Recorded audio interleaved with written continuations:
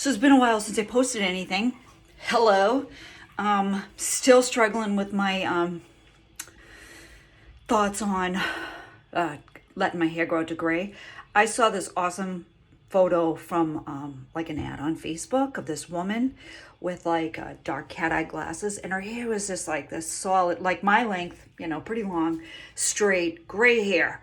Just, oh my God, it was just so stunning. When I see it, I just look at it and I'm like, how could you not be in love with that? I don't know. It's sort of like, as a brunette, I always used to say, oh my God, I love blonde hair. I love blonde streaks. I got them. I have blonde streaks. Of course, it stripped out the texture of my hair awful. This is like years ago when I was in my 20s. And yeah, but I still go back and forth on it, and I just keep coloring my hair because I can't get through this stage. So, I think I've mentioned before that over the last year I've been using e-salon, and I'm a licensed hairdresser, so I can walk into any, I'll explain all the plastic in a minute. I can walk into any beauty supply store, the professional ones, and, I can get professional products, but hey, convenience being what it is, sometimes just having it delivered to your door and then you get it and it's like, okay, I need to do this. Whereas going out and going to like Cosmo Prof or, in our area we have Boston Beauty, But so that being said, I had to use the whole box. Usually I split it in half and just do my roots. And when I was stripping out my hair back in April, when I was letting it all grow and stripping it out, I used this stuff called Malibu Plus C or Malibu C Plus, something like that. And basically it's kaolin. It doesn't have anything in it that strips out, like putting a bleach on there with 40 volume peroxide. But one of the things that it did is it really lightened up the ends. So I almost have like a really subtle ombre. I pull all this through, like this particular time I comb it down. And I don't know if I mentioned this before. I had COVID and I had a really bad case of COVID. And what happened with that is it just seemed like nothing was taking. And I had done my hair color, did my roots, did this dark brunette color. And within a week, I was right back to having all gray. So let me explain what I'm doing up here. So I get threads. I do threads. I've done threads on my nasolabial folds, on my smoker's lines, my vermilion border, and I have an old pockmark scar that looks like a dimple, but really isn't. It's definitely a ice pick scar. And then I have some staining and a birthmark here. I have some old microblading. I have had my eyebrows professionally microbladed, and then I started doing it. And the last time I did a professional microblading, they did a powder brow, which uses a gun rather than the actual pen to draw around the hairs. I am not a fan of that. I prefer the actual pen to draw the hairs on it. I am somebody that literally has, like this whole section, this lighting isn't that great, but this whole section, right where my pinky is, has no hair. And obviously we are all, our greatest critics. So I just said, you know what? I'm just gonna do some chemical peels, and it did lighten it. I haven't done any more professional microblading or tattooing. I haven't done my own. So I had Amelia, and I don't know if you guys know what Amelia is. Amelia is, pardon me while I help my Roomba. Okay. Amelia is sort of like a clogged pore that can come as a result of a very heavy product, and gets itself inside the pore, and through just natural progression of the skin sloughing over, skin will cover it, cover it, and eventually it's white. Sometimes if you have a lot of calcium in your diet, it will come up from below the skin. Sometimes they're fatty deposits. So, and you know, obviously it's not in a follicle.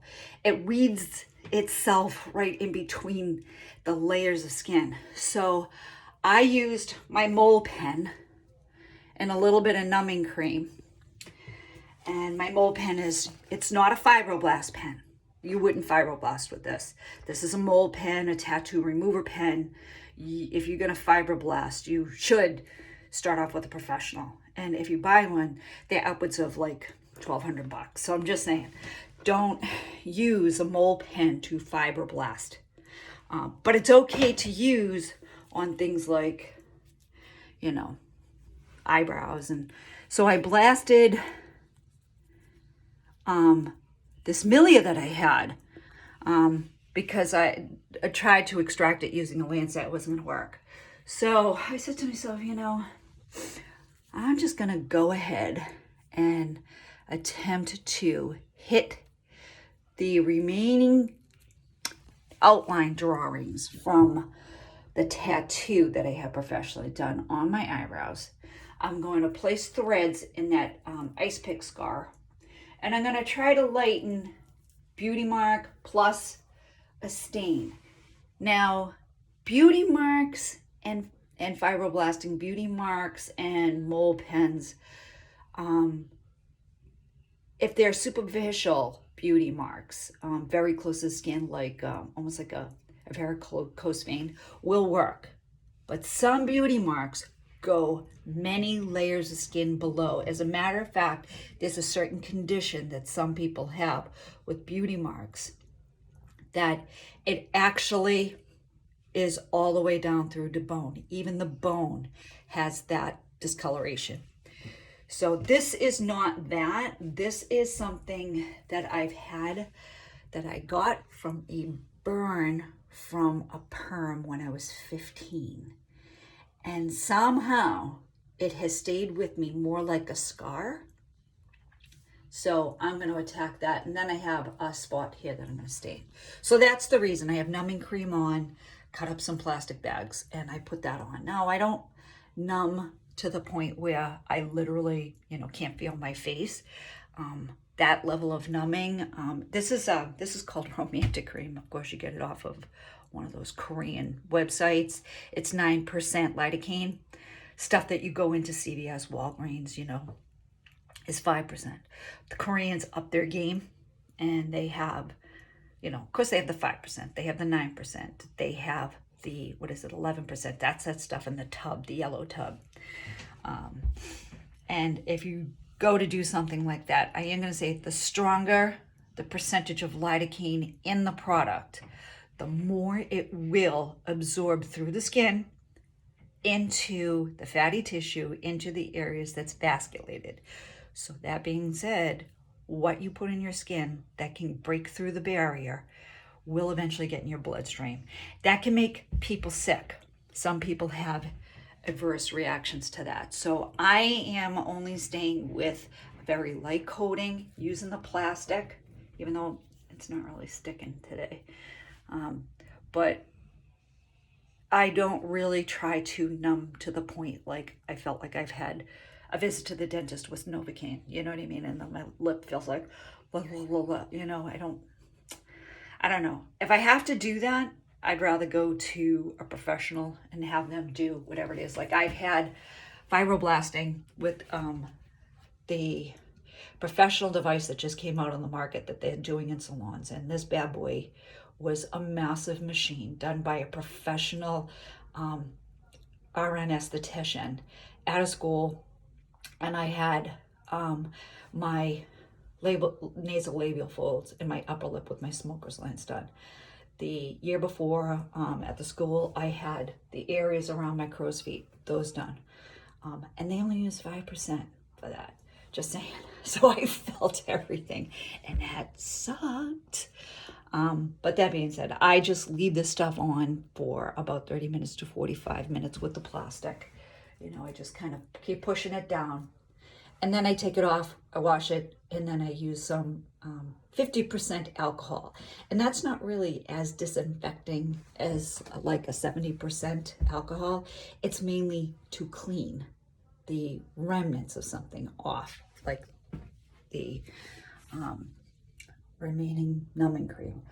But in a little bit, I will get back to you and show you, it's not going to look great, obviously, because I'll be causing like microscopic burns, dots and around the areas where I have the old tattooing.